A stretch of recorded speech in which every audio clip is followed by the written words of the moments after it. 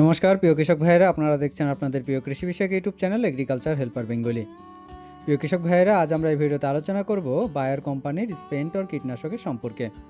আজ আমরা এই ভিডিওতে জানবো এই যে বায়ার কোম্পানির স্পেন্টর কীটনাশক, এর মধ্যে আমরা কোন টেকনিক্যালকে দেখতে পাই, এর মোড অফ অ্যাকশনগুলো কী কী, এটি কোন কোন কীটেদেরকে দমন করতে পারে, কোন কোন ফসলে ব্যবহার করা যেতে পারে এবং কী পরিমাণে ব্যবহার করে যেতে পারে, অর্থাৎ এর ডোজ কতটা। এছাড়া জানবো এর মেয়াদ সম্পর্কে, জানবো এর এনফোর্সমেন্ট সম্পর্কে, জানবো কম্বিনেশন সম্পর্কে এবং সর্বশেষ আলোচনা করব এই যে বায়ার কোম্পানির স্পেন্টর কীটনাশক এর বাজারে দাম কত। তো প্রিয় কৃষক ভাইরা, ভিডিওটি কিন্তু খুবই গুরুত্বপূর্ণ হতে চলেছে, ভিডিওটি মন দিয়ে দেখবেন। আর ভিডিওটি শুরু করার আগে এখনও যদি আপনারা আমার চ্যানেলটি সাবস্ক্রাইব না করে থাকেন, তাহলে চ্যানেলটি সাবস্ক্রাইব করে পাশে থাকা বেল বাটনে ক্লিক করে অল নোটিফিকেশন অন করে নেবেন সবার প্রথম আমার চ্যানেলে নতুন নতুন ভিডিও পাওয়ার জন্য। তাহলে চলুন প্রিয় কৃষক ভাইরা, ভিডিওটি শুরু করা যাক। তো সবার প্রথমে আসি এই যে বায়ার কোম্পানির স্পেন্টর কীটনাশক, এর মধ্যে আমরা যে টেকনিক্যালটি দেখতে পাই সেটি হচ্ছে স্পাইনোস্যাট 45% এসসি ফর্মে, অর্থাৎ সাসপেনশন কনসেন্ট্রেট ফর্মে দেখতে পাওয়া যায়, অর্থাৎ গাঢ় সাদা তরল ফর্মে আমরা দেখতে পাই। এবার যদি আমরা বলি এই যে স্পাইনোস্যাট যে টেকনিক্যালটি, এটি একটি জৈব কীটনাশক, কারণ এটি এক ধরনের অ্যাক্টিনোমাইসিটিস গোত্রের জীবাণুর শরীর থেকে তৈরি করা হয়, তাই এটি বলা যেতে পারে যে সম্পূর্ণ একটি জৈব কীটনাশক। এবার যদি আমরা এর মোড অফ অ্যাকশন নিয়ে আলোচনা করি, তাহলে এখানে প্রথমত এর মধ্যে আমরা কন্টাক্ট অ্যাকশন দেখতে পাই, অর্থাৎ স্পর্শজনিত অ্যাকশন। আমরা আমাদের ফসলে যখন স্প্রে করব, স্প্রে করার সময় যদি কীটেদের সংস্পর্শে আসে, তাহলে তখন কীটেদের সংস্পর্শে আসা মাত্রই কিন্তু সে কীটেদেরকে দমন করতে পারে। এছাড়া এর মধ্যে আছে ইনসেক্ট গ্রোথ রেগুলেটর হিসাবে কাজ করে, অর্থাৎ এটি কীটেদের যে গ্রোথ বৃদ্ধি হওয়ার যে ব্যাপারটা থাকে সেটিকে সম্পূর্ণভাবে রেগুলেট করে, কন্ট্রোল করে, অর্থাৎ ইনসেক্ট বা কীটেদের বৃদ্ধি হতে দেয় না। এটি কীটেদেরকে কিভাবে দমন করছে না, এটি কীটেদের গাবা এবং নিকোটিনিক অ্যাসিটাইল কোলিন রিসেপ্টরের উপরে ক্রিয়া করে এবং যার ফলে যে পোকা বা কীট তার স্নায়ুতন্ত্র সর্বদা উত্তেজিত থাকে। এর ফলে পেশি সংকোচনের যে ক্ষমতা সেটি নষ্ট হয়ে যায়, ফলে কীটেরা কিন্তু মারা যায়।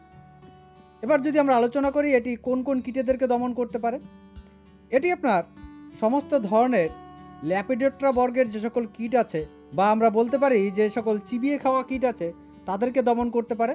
তার পাশাপাশি বিশেষ কিছু রস শোষককারী কীটেদের কিন্তু দমন করতে পারে, যেমন আপনার হিরকপিট মথ, উলওয়ার্ম, বা আপনার ফল ছিদ্রকারী পোকা, কাণ্ড ছিদ্রকারী পোকা।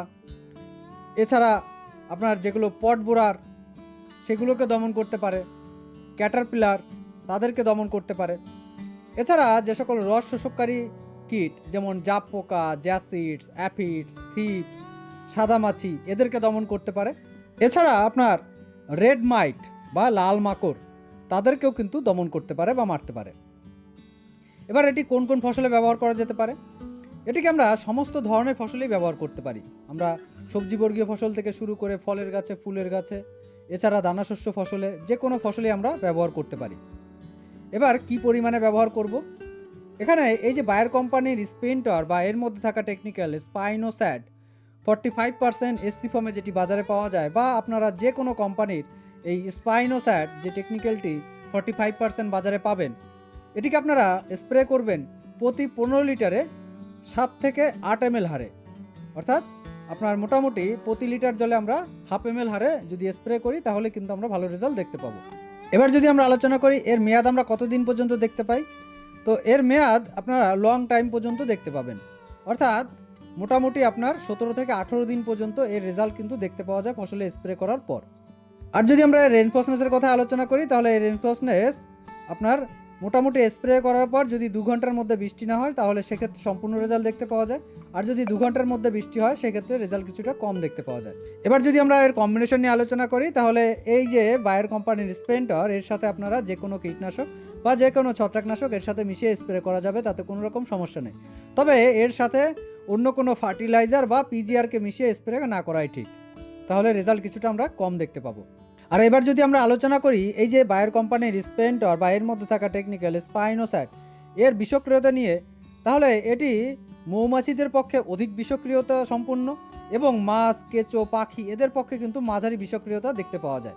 তাই এখানে যেহেতু মৌমাছিদের পক্ষে অধিক বিষক্রিয়তা দেখতে পাওয়া যায়, তাই এটি আমরা ফুল অবস্থায় যখন পরাগায়নের জন্য আমাদের মৌমাছির প্রয়োজন পড়বে আমাদের ফসলে, তো সেই অবস্থায় কিন্তু আমরা কখনোই স্প্রে করব না। সেক্ষেত্রে আমাদের মৌমাছিদের ক্ষতি হবে, আমাদের পরাগায়নের সমস্যা হবে, যার ফলে আমরা কিন্তু ফলন কম দেখতে পাবো। তো প্রিয় কৃষক ভাইয়েরা, এবার সর্বশেষ আমরা আলোচনা করি এই যে বায়ার কোম্পানির স্প্রেন্টর কীটনাশক, এর বাজারে দাম কত। তো এর 75 ml এর দাম মোটামুটি বাজারে 1400 থেকে 1450 টাকার আশেপাশে হয়ে থাকে। এটা জায়গা বিশেষ কম বেশি হতে পারে। তো প্রিয় কৃষক ভাইয়েরা, আশা করি এই ছোট্ট ভিডিও থেকে আপনাদের কিছুটা হলেও উপকার আসবে। আর যদি ভিডিওটি ভালো লেগে থাকে তাহলে ভিডিওটিকে একটি লাইক করবেন, ভিডিওটি শেয়ার করবেন, আর কেউ জানা থাকলে অবশ্যই কমেন্ট করে জানাবেন। তাহলে আজ এ পর্যন্তই, দেখা হবে পরবর্তী ভিডিওতে। নমস্কার।